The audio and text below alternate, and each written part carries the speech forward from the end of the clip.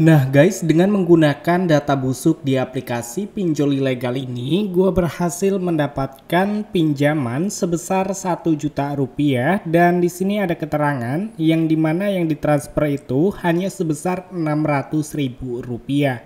Lumayan banget ya, karena kita menggunakan data busuk, pinjaman kita bisa di ACC. Jadi buat kalian yang ingin tahu aplikasinya dan juga pinjaman yang ingin cepat di ACC, kalian bisa simak video ini sampai habis. Iya benar banget teman-teman, jadi yang namanya pinjol ilegal sistemnya menyadap. Dia bisa mengetahui data informasi yang kita miliki. Maka dari itu di halaman utama kalian wajib membaca dan memahami terlebih dahulu supaya kalian tidak ada kesalahpahaman dan data-data kalian itu aman dari sebar data DC.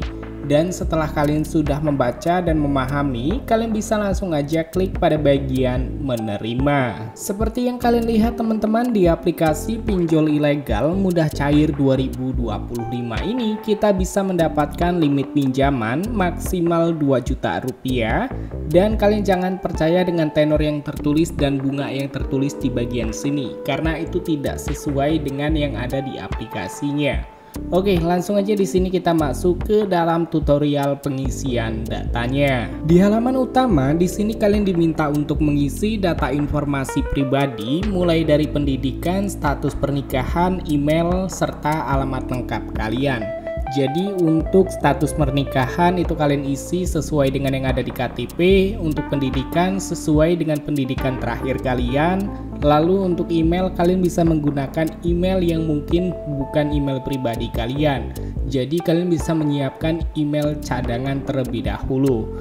Lalu untuk area ataupun alamat lengkap ini harus sesuai dengan yang ada di KTP, karena kalau misalkan tidak sesuai pasti ditolak. Jadi kalian bisa isi sesuai dengan yang ada di KTP. Dan pada bagian halaman selanjutnya di sini kalian diminta untuk mengisi data informasi area atau daerah ya. Jadi ini harus sesuai dengan yang ada di KTP, mulai dari nama provinsi, nama kota, dan juga nama daerahnya.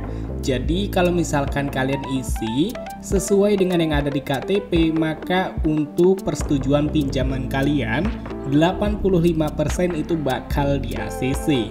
Dan kalau misalkan kalian mengisi asal tidak sesuai dengan yang ada di KTP, maka pinjaman kalian pasti ditolak. Lalu di halaman selanjutnya di sini kalian baru diminta untuk mengisi data informasi atau mengunggah foto KTP bagian depan. Jadi usahakan kalian memfoto KTP menggunakan pencahayaan yang cukup, foto KTP-nya jelas dan juga tidak blur, supaya untuk nama dan juga nomor KTP terisi secara otomatis. Setelah kalian sudah berhasil mengunggah foto KTP dengan menggunakan kualitas terbaik, kalian bisa langsung aja klik pada bagian lanjut. Lalu di halaman selanjutnya di sini kalian diminta untuk mengisi data informasi yaitu pribadi, mulai dari pekerjaan kalian ya. Jadi kalian bisa tulis nama perusahaan ya, kalian bisa mengisi menggunakan PT ataupun CV supaya peluang ACC pinjaman kalian tinggi.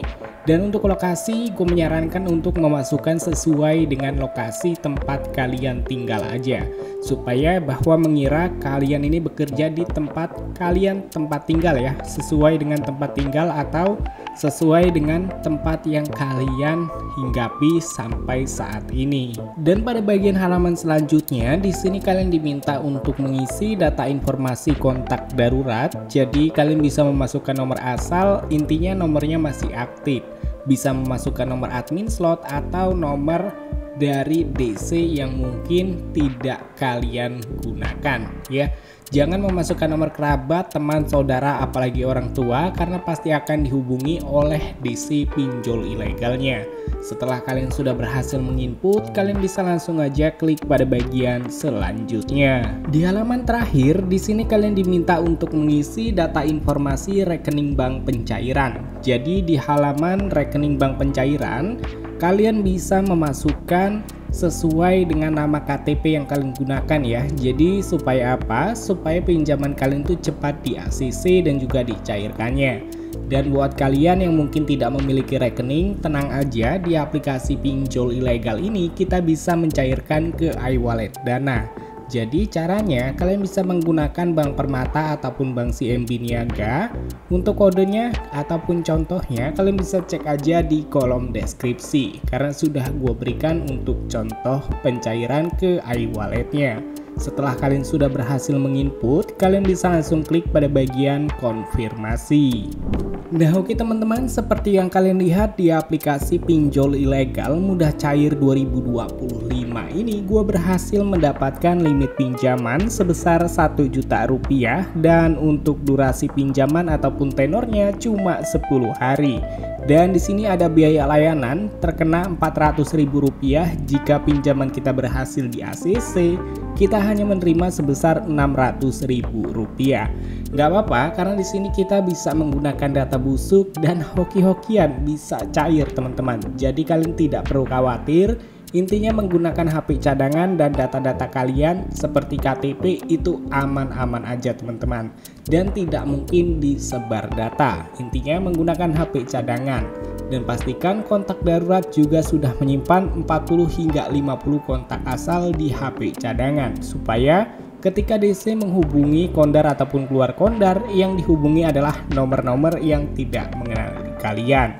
Oke, jadi untuk aplikasinya, ini aplikasinya tidak tersedia di Google Play Store ataupun di App Store ya. Jadi kalian bisa temukan aplikasi pinjol ilegal ini di aplikasi Get Markets ataupun Get Apps yang ada di ponsel kalian. Jadi untuk nama aplikasi pinjaman online ini kalian bisa temukan di aplikasi yang gue sebutkan tadi, dan aplikasinya bernama pinjaman online yaitu Dana Yes. Jadi aplikasinya Dana Yes pinjaman online berwarna hijau, hijaunya hijau muda. Kalian bisa langsung install dan melakukan galbay dengan aman.